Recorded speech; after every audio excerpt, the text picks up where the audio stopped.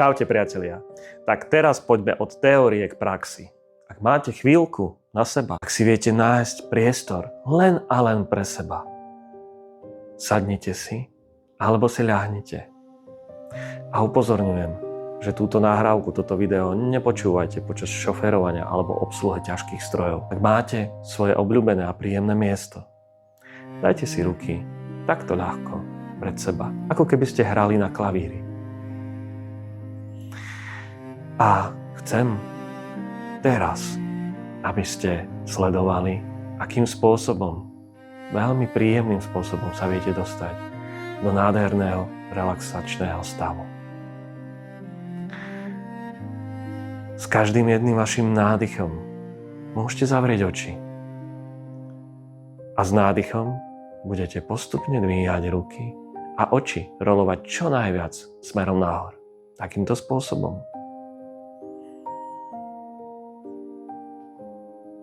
Nádych a pomaly výdych a oči idú smerom nadol a vaše ruky klesajú tiež smerom nadol. Tak. Toto stačí zopakovať 5 krát.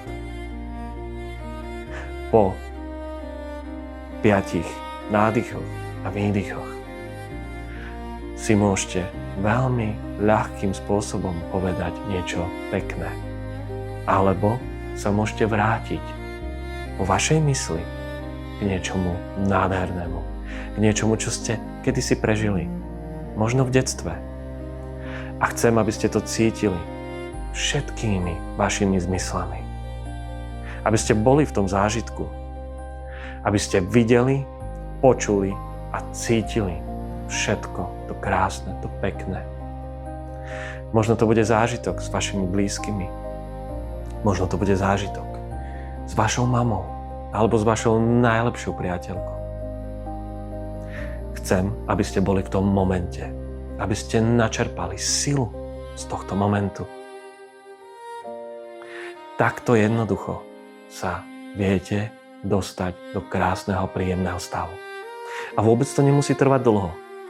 Naozaj stačí len pár minút, maximálne 5. A čím častejšie budete takéto niečo praktizovať, tým si vaša myseľ zvykne na to, že tento výber cítiť sa dobre je váš výber.